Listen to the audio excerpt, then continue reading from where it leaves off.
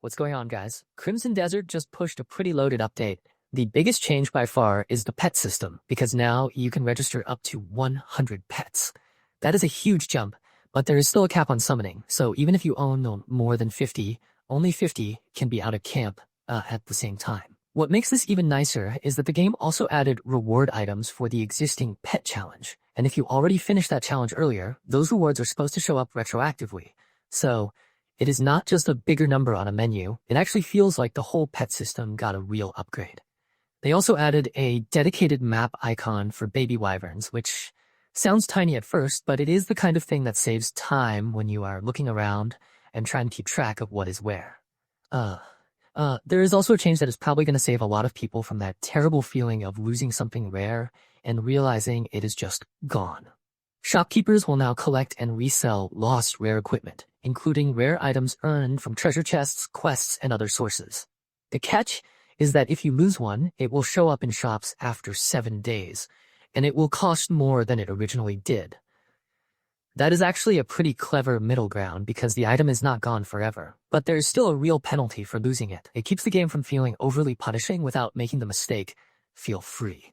On top of that, they improved the pinball minigame and lowered the difficulty, so the ball now has a heavier feel. It is less likely to clip through walls, it should not get stuck in that upper left area as often, and the portal launch behavior has been tuned too.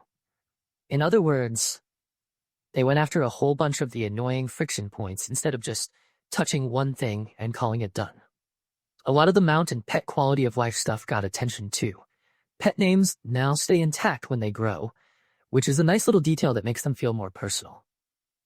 Mounts should also be less likely to appear in dangerous zones, which is one of those changes that sounds minor until you remember how often weird spawn situations can mess with momentum.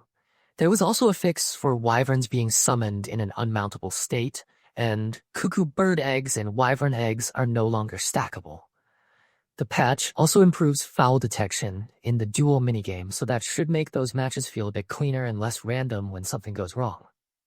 Controller players got a pretty meaningful option too, because buttons for inventory, map, skills, journal, and photo mode can now be assigned. That is a very welcome change for anyone who likes customizing controls instead of living with whatever the default layout hands you. They also fixed the strange wyvern issue where dismounting midair could cause you to automatically remount, which sounds like the kind of bug that would be funny once and annoying every single time after that. Housing mode got a fix as well, since certain housing items could not be moved after being taken out. Small stuff maybe, but those are the exact little problems that can make a game feel clumsy if they pile up. Combat and action received their own round of tweaks too.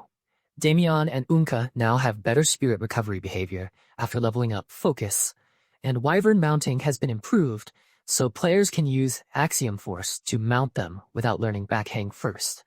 Golem attack patterns were adjusted, which should make those fights feel a bit less awkward, and special arrows now work better with explosive evasive shot and multi-shot, so additional effects trigger properly. That is the kind of change that matters a lot once you are in the middle of combat, because when skills and ammo interact the wrong way, it can throw off your whole rhythm. The UI side got some cleanup too. Certain animal images, knowledge entries, and guide images were improved. Animal names no longer show up as question marks at the rancher's shop, and pet feeding now properly brings up the experience UI again.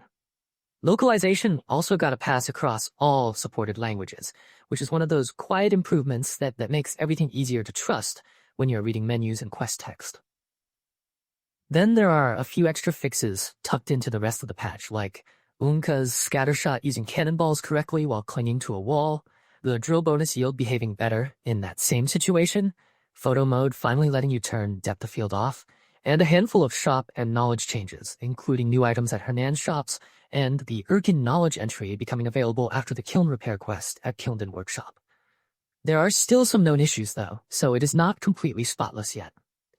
The game can still close unexpectedly on some NVIDIA GeForce RTX 50 series driver versions. The Phoenix and Iron Eagle still cannot equip Sigil of Valor for now, and there are a few other problem cases around eggs, fishing, Greymane quests, evasion control, Damian's shield toss, certain mounts, Mac colorblind filtering, PlayStation keyboard input, and some FSR-related visual issues.